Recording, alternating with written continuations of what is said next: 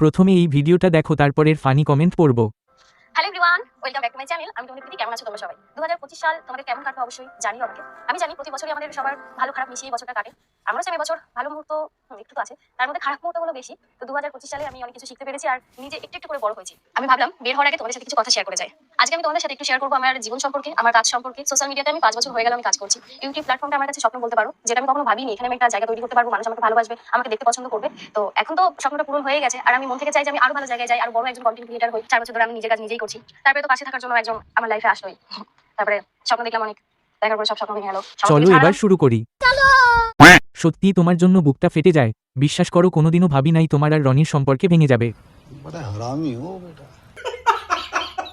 আমি আগে থেকেই জানতাম এদের টিকবে না।